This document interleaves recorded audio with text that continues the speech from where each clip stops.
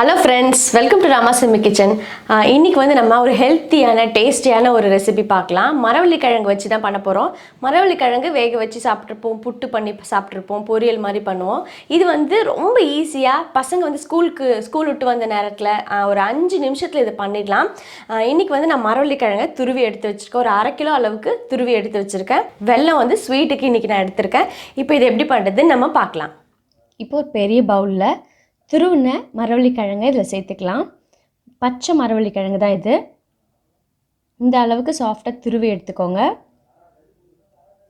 இப்போ இது கூடவே வெல்லம் அளவு வந்து ஸ்வீட் உங்களுக்கு தகுந்த மாதிரி போட்டுக்கோங்க. வெல்லத்தையும் நல்லாவே துருவி வச்சுருக்கேன். நம்ம பொடி பண்ணி கூட போட்டுக்கலாம். இது கூடவே கொஞ்சமாக வாசனைக்கு ஏலக்காய் தூள் போட்டுக்கலாம். எப்போவுமே நம்ம ஸ்வீட் செய்யும்போது ஒரு பிஞ்ச் வந்து சால்ட்டு சேர்த்துக்கிட்டா ஸ்வீட் ரொம்ப நல்லாயிருக்கும். இப்போ இதை வந்து நம்ம நல்லா ஒன்றா கலந்துக்கலாம்.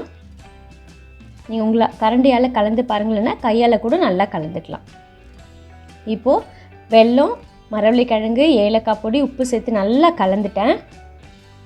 இப்போ ஒரு பேனில் கொஞ்சமாக நெய் விட்டுருக்கேன்.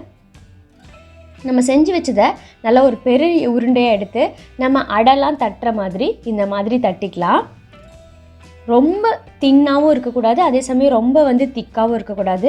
மீடியமாக 2 பக்கமும் வேகணும். ஸோ அந்த அளவுக்கு தட்டிக்கலாம்.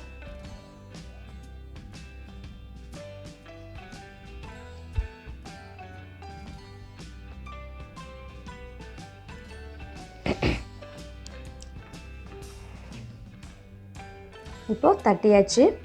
இது வந்து ரொம்பவே ஹெல்த்தி. நம்ம நெய் விட்டு தான் இது செய்கிறோம், எண்ணெய் கூட விடலை. சின்ன குழந்தைங்களுக்கெலாம் வந்து ரொம்ப ரொம்ப நல்லது இது. இந்த மாதிரி ரவுண்டாக தட்டியாச்சு. அடியில் நல்ல லைட் கோல்டன் ப்ரௌனாக வரணும், அது வரைக்கும் வேகணும்.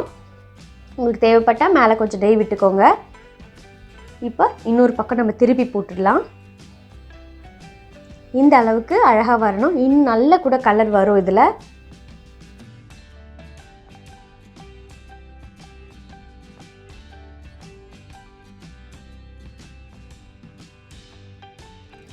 இப்போது 2 பக்கமுமே நல்லா சூப்பராக கோல்டன் ப்ரௌனாக வந்துடுச்சு.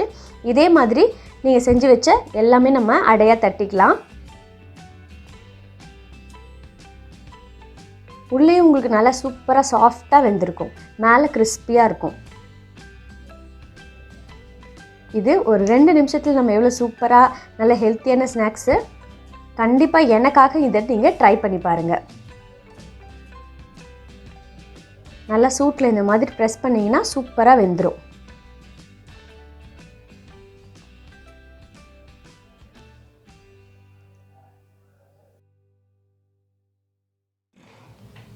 இப்போ சூப்பராக நம்மளோட மரவள்ளி கிழங்கு ஸ்நாக் வந்து ஒரு 2-3 நிமிஷத்தில் ரெடி ஆகிடுது. ரொம்பவே ஈஸி. கண்டிப்பாக இதை நீங்கள் ட்ரை பண்ணி பாருங்கள். இந்த ரெசிபி உங்களுக்கு பிடிச்சிருந்தா நம்மளோட ரமாஸ் யம்மி கிச்சன் சேனலை சப்ஸ்கிரைப் பண்ணிக்கோங்க. அடுத்த ஒரு சூப்பரான டிஷ்ஷில் நான் உங்களை சந்திக்கிறேன். பாய்.